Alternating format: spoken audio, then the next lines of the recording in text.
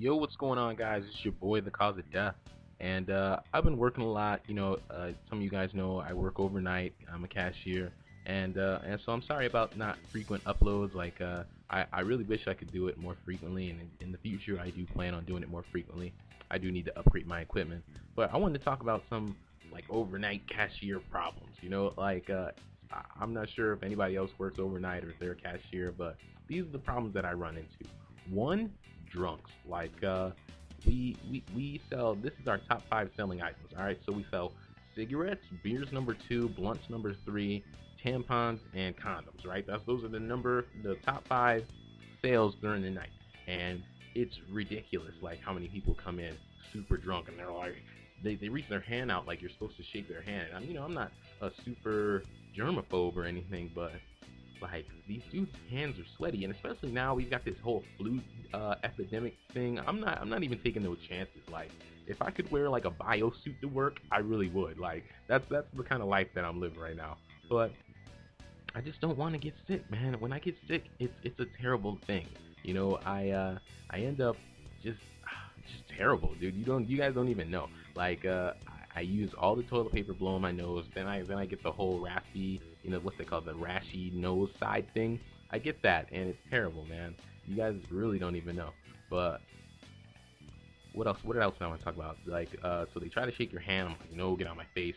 Leave me alone.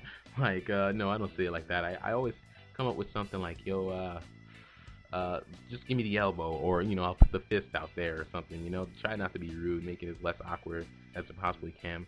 But another thing that's a really awkward situation that customers will put you in is just buying condoms. Maybe it's not awkward to most people, but I think I have very mild like homophobia, so I don't want to say something mad homo. So I try to pick my words really well, and so at the end of the transaction, I usually say, have a nice night. But whenever I say that after a condom transaction, I always get that creepy guy that's like, yeah, he does the double eyebrow up thing, and he's like, yeah, I sure will. The snarky laugh afterwards, like, all right, guy, like, why you gotta be so creepy about it? But then I think about it, was I the creepy one to ask him to have a nice night? Does it sound like I'm asking him to have decent sex?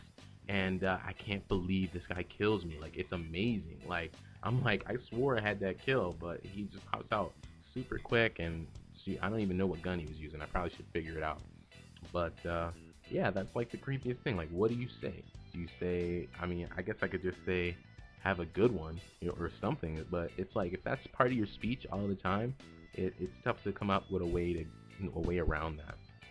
Oh, or you'll get that chick that's like, oh my god, like I can't believe I'm buying this, and you're like, you're a dude, and blah blah blah blah blah. Like, why don't you just shut up and buy it? Like, maybe I wasn't gonna say nothing about it, But I'm the nicest guy ever at work. Everybody loves me, so I can't be saying things like this. But it's sometimes it's tough to be the nicest guy ever.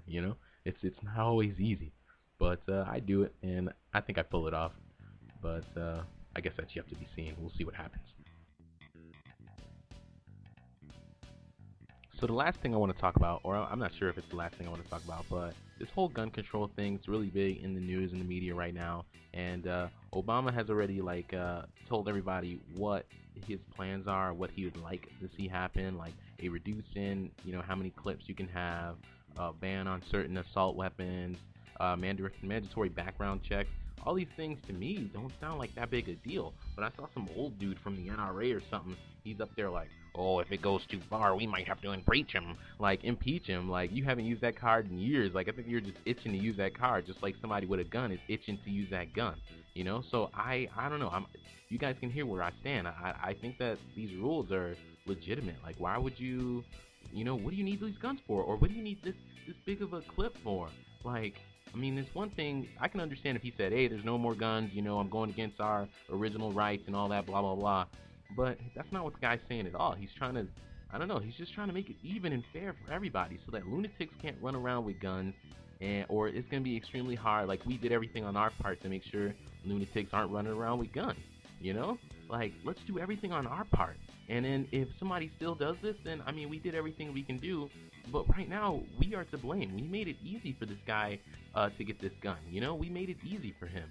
Like, let's just not make it easy for these people is what I'm saying. And I know there's people on both sides of the boat. I guess like, the NRA has like 4 million supporters, so they're saying that this is not even gonna get passed. Like this is gonna be one of those times where the president just says a thing and it's just everybody says no. Like that's just you're just the president. That's it. Like we have the power. You're just a face. And I can't believe I didn't die right here. Like absolute luck, bro. Like good teammate right there. I guess I didn't have to carry him, right? Like go ahead and just null and void everything I said. But then he does a cannonball off the map. So like I don't know. That's crazy, dude. But that guy's cool, dude. I'm gonna figure out his name. He needs a shout out. That dude needs a shout out. And a shout out to Dimension 3000, man. We were playing. He was in this game with me, and we were going back and forth. You know, this is Xbox, and I remember when I first jumped in the game, he's like, "Oh, I did the Matrix on your bullets or whatever." So I was like, "All right, man. All right." So that he started the shit talk, and it became something. So, but you know, we played a couple matches, and we're going back and forth, and you know, I was carrying my team, and we would still lose, so I lowered my streaks, and it actually turned out that we end up on the same team. So then I end up going 24-1.